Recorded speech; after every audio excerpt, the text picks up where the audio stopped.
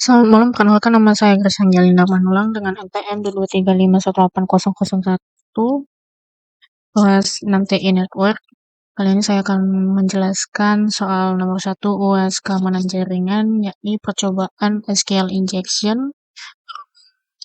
NPM saya adalah NPM ganjil, jadi saya menjelaskan tentang SQL injection.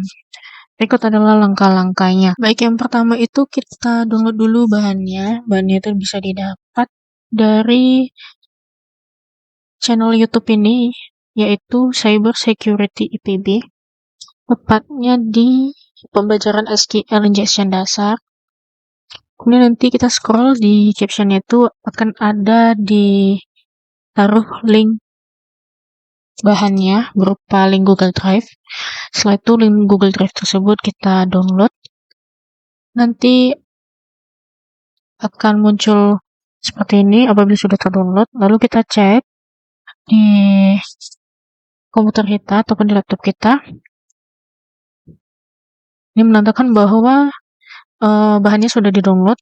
Nah, karena ini masih bentuknya WinRAR, kita harus ekstrak dulu dengan cara klik kanan, baru pilih extract all.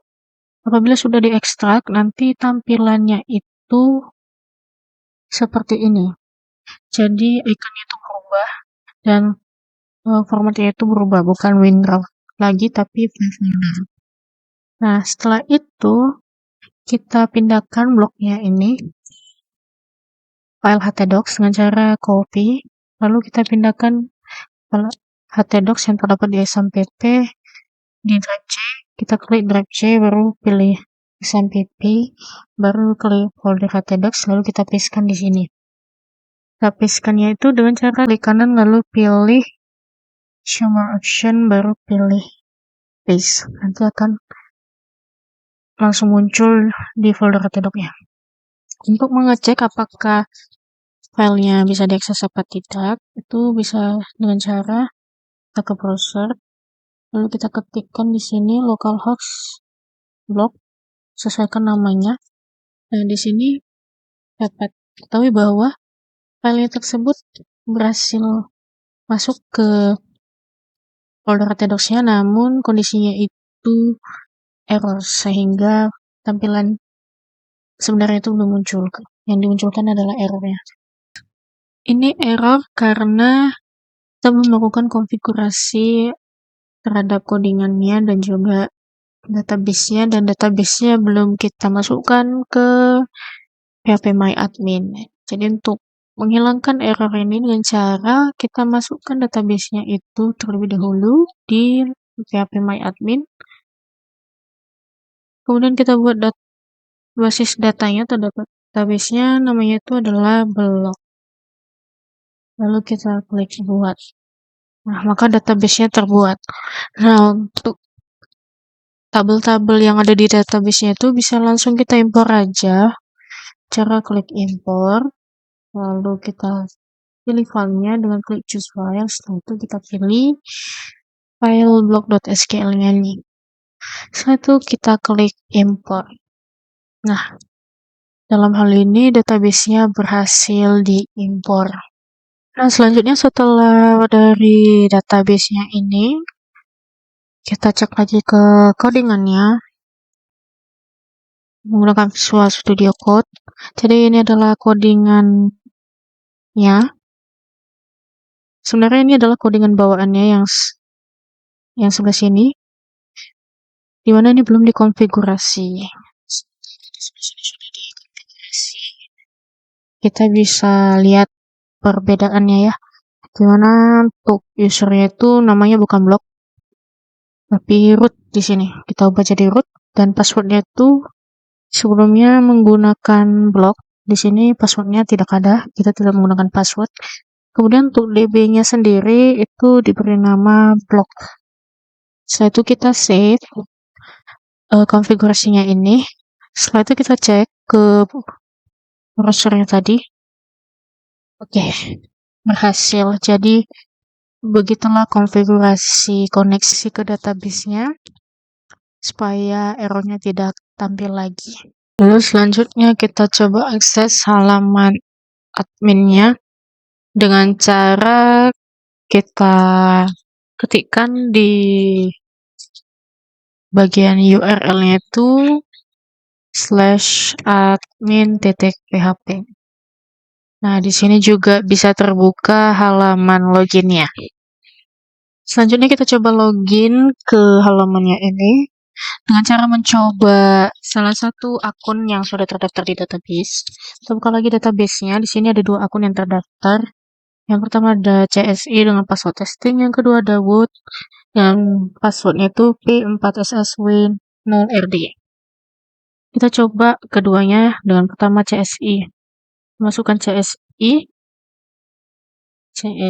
lalu passwordnya testing. Login, berhasil masuk. Kita back, kita coba yang kedua. Username yang kedua itu ada Wood pakai T.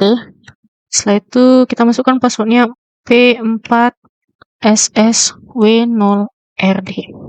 Coba login, berhasil masuk. Ya. Jadi biasanya loginnya itu seperti biasa, kita masukkan username dan passwordnya yang ada di database. Setelah kita coba proses login biasa menggunakan username ataupun password yang ada di database, menggunakan keduanya ini, itu berhasil masuk. Lalu, selanjutnya kita akan mencoba bagaimana caranya kita masuk ke halamannya ini tanpa harus login. Dan peristiwa tersebut dinamakan proses SQL injection, yaitu masuk ke halaman mainnya itu tanpa harus login. Caranya adalah sebagai berikut. Sudah mempersiapkan codingannya. Ini gunanya untuk mempersingkat waktu saja. Jadi ada beberapa kali percobaan SQL injection-nya. Percobaan yang pertama, kita coba ketikkan query ini di database-nya. Kita coba copy ataupun ketikkan, kita copy. Setelah itu kita klik SQL. Nah, kita pastekan di sini. Ataupun kita ketikkan di sini query yang pertama untuk SQL injection-nya. Coba push, setelah itu kita paste. Oke, karena tidak ada, kita langsung CTRL plus V untuk mempastekan. Oke, ini sudah terpaste. Nah, yang pertama itu kita coba menggunakan query dengan mencari berdasarkan username, yaitu CSI, dan passwordnya itu testing. Dimana passwordnya ini merupakan password yang sudah ada di database. Kita coba klik kirim. Oke.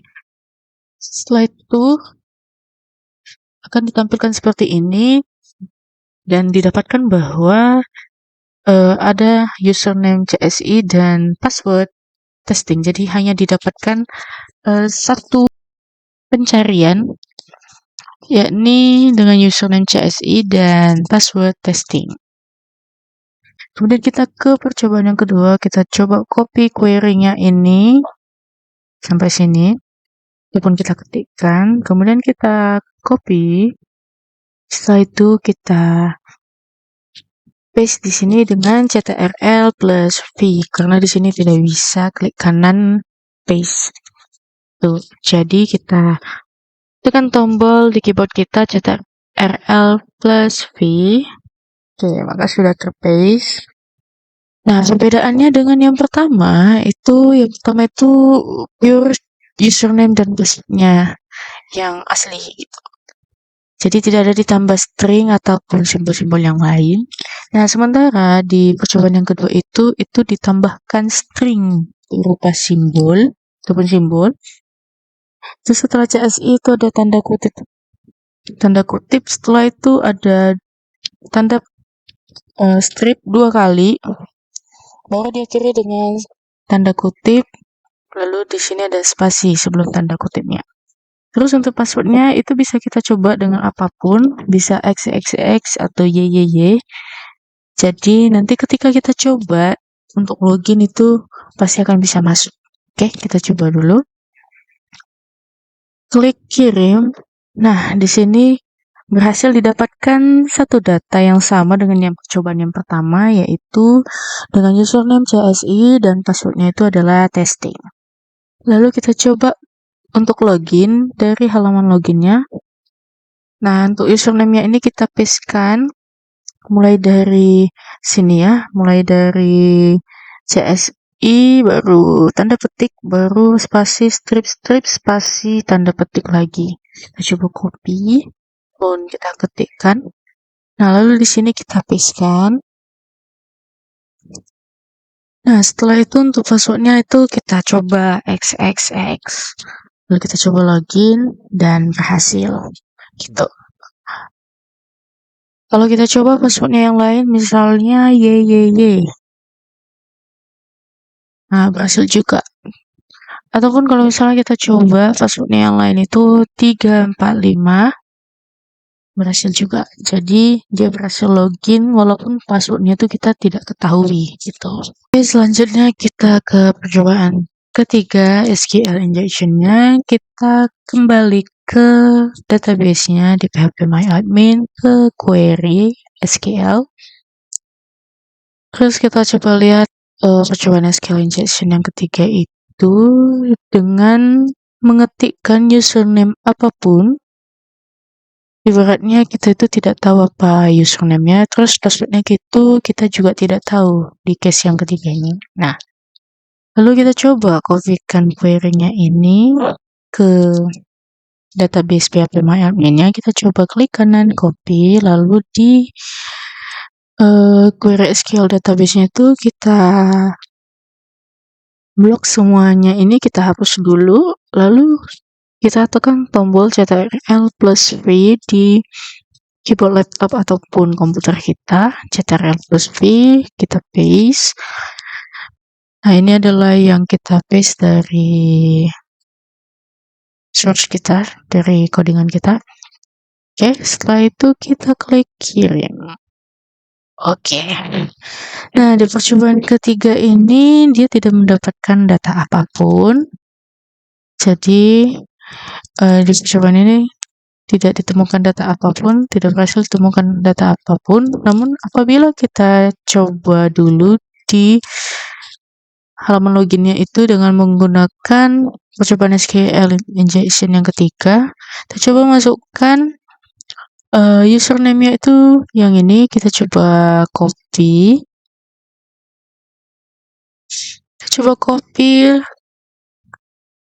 Username-nya, lalu kita coba masukkan password-nya itu XXX. Kita lihat apa yang terjadi. Oke.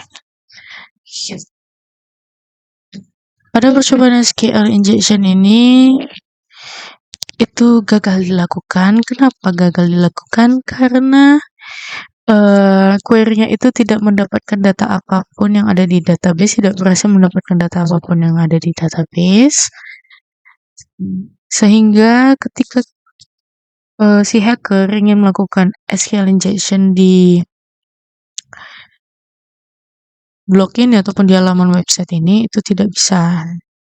Dan nantinya ketika si hacker itu mencoba untuk masuk itu, dia tidak bisa dan tampil peringatan seperti ini, username atau password-nya itu salah gitu. Selanjutnya kita ke percobaan yang keempat, kita balik lagi ke phpMyAdmin-nya, di SQL-nya kita klik, lalu kita coba lihat percobaan yang keempat itu memasukkan username-nya itu YYY, terus pakai OR 1 sama dengan 1, baru strip, dan passwordnya itu XXS atau apapun. Kita coba kopikan query-nya ini, percobaan SQL yang keempat. Kita pastekan di sini. Dengan cara menekan tombol Ctrl+V di keyboard laptop ataupun komputer kita. Oke, setelah itu kita klik kirim. Oke, dari percobaan yang keempat ini dengan menggunakan username YYY, baru dengan string OR 1 sama dengan 1, terus strip, baru ditutup dengan tanda petik 1, itu didapatkan 2 data, berhasil didapatkan 2 data di database-nya. Di mana 2 data ini merupakan 2 data, semua data yang ada di tabel user database block-nya. Untuk username-nya itu didapatkan yang pertama CSE dengan password testing, kemudian username yang kedua wood pakai T dengan passwordnya itu P4SSW0RD. Ya, kita coba untuk login pakai username-nya yang keempat, percobaan keempat. Ini kita copy, klik kanan copy, habis itu kita pastekan di sini. Bisa klik kanan paste atau bisa CTRL plus P di keyboard laptop ataupun komputer kita. Terus untuk passwordnya kita masukkan password apapun, misalnya itu XXX. Kita coba masukkan, login, berhasil login. Kita coba dengan password apapun, misalnya nih OPI. Nah, berhasil masuk juga. Jadi yang keempat itu kita bisa berhasil masuk dengan username apapun, gitu ya. Misalnya nih username itu kita nggak ketahui gitu. Nah, kalau misalnya websitenya itu celah keamanannya itu lemah gitu ya, itu bisa kita masukkan string seperti ini gitu. Username-nya walaupun kita tidak tahu, kita masukkan aja username-nya itu pakai string seperti ini, kemudian passwordnya pakai password apapun karena kita nggak tahu username dan passwordnya. Kita bisa coba seperti ini. Nah, ketika kita coba login, berhasil masuk karena di query-nya tersebut tadi juga berhasil didapatkan seluruh data user yang ada di halaman blognya. Untuk percobaan yang kelima, SQL injection-nya itu sudah menggunakan limit SAT. Nah, limit itu untuk membatasi hanya satu data aja gitu yang tampil. Gitu. Coba kita lakukan di PHP My Admin ya. Nah, klik kanan copy, kemudian kita pastekan di SQL-nya. Kita hapus dulu, kemudian kita tekan tombol CTRL plus V di SQL query-nya. Kita coba pastekan, habis itu kita klik kirim. Passwordnya masih apapun ya, bisa XXX, bisa YYY gitu ya. Kita coba. Oke. Di sini hanya didapatkan satu data. Kenapa hanya didapatkan satu data? Karena dia membatasi gitu, limitnya itu cuma satu gitu, satu data. Jadi cuma satu data lah yang muncul. Oke, coba kita buat limit 2 ya. Kita coba buat limit 2. Limit 2. Kirim. Nah, kalau misalnya limitnya ini kita ganti 2, maka yang didapatkan itu 2 data gitu, semua datanya gitu. Karena data yang ada di tabel user tadi itu hanya ada 2 data user gitu ya. Lalu kita coba login. Kita ke halaman loginnya. Kita pastekan username-nya itu yang di percobaan SQL injection kelima ini. Ini kita coba ketikkan ataupun kita pastekan. Copy, kemudian kita pastekan. Klik kanan paste. Passwordnya bisa apapun ya, misalnya nih DDD gitu. Kita coba login. Bisa masuk gitu. Jadi case-nya itu kita tidak tahu username-nya dan juga kita tidak tahu passwordnya. Itu tetap bisa login. Misalnya 888 bisa berhasil masuk, ya kan? Coba kita hapus nih limitnya itu 2. Kemudian passwordnya itu misalnya OOO gitu ya. Bisa masuk juga gitu. Berarti codingan yang ke-5 SQL injection ini berhasil masuk ke halaman blognya gitu. Lanjut ke percobaan yang terakhir, percobaan SQL injection yang terakhir, kita coba back dulu. Nah, kita buka lagi dokumentasi ataupun bahan kita. Ini adalah percobaan SQL yang terakhir, yang ke-6. Kita coba copy query-nya ini. Nah, di percobaan yang ke-6 ini kita menggunakan backslash ya, backslash setelah y juga dan pakai limit juga. Baru ditutup dengan tanda kutip 1. Kita coba copy, klik kanan copy, setelah itu di query-nya yang di SQL kita klik SQL, kemudian kita coba paste. Tekan tombol CTRL plus V. Oke, habis itu kirim apa yang terjadi. Oke, pada percobaan ini itu tidak didapatkan data apapun ya di database-nya gitu menggunakan query ini. Terus bagaimana kita coba untuk loginnya gitu ya.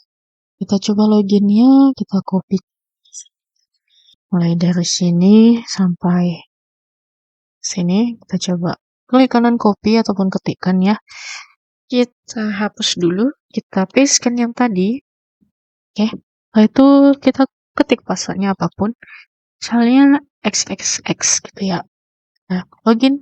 Setelah kita coba login, ternyata ditampilkan error gitu. Kita tidak bisa langsung masuk, malahan ditampilkan error. Berarti halaman web ini menolak gitu ya, menolak dengan perintah ini gitu. Menolak untuk masuk gitu. Jadi perintah ini tidak bisa digunakan untuk melakukan SQL injection.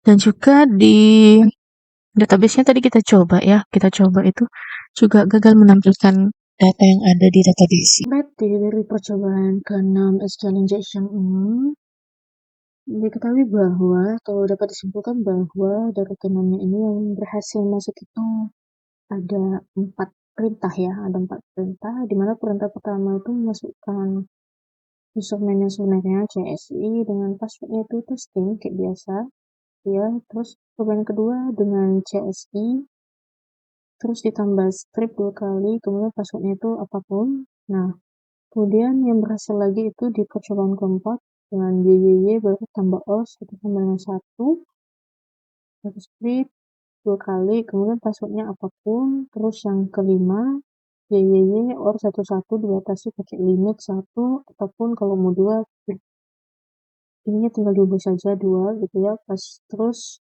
ketik 1 dengan ketik 1. Jadi cuman 4 itulah yang berhasil masuk gitu, yang berhasil melakukan SQL injection.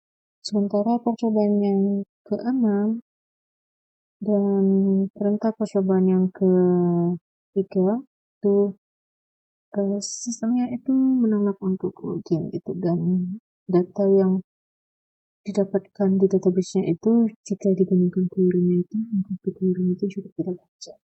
Jadi yang berhasil itu cuman percobaan yang pertama, kedua, keempat, dan yang kelima. Setelah kita melakukan SQL injection-nya, selanjutnya saya akan menjelaskan bagaimana cara menanganinya atau mengatasinya supaya perintah-perintah SQL injection yang keempat tadi itu tidak berhasil masuk ataupun tidak berhasil menjebol halaman admin blognya gitu. Berikut adalah langkah-langkahnya. Baik, untuk pencegahan yang pertama itu dapat dilakukan dengan cara menambahkan MySQL escape string, ya kan? Nah, ini pencegahan yang pertama, kita kopikan ataupun kita ketikkan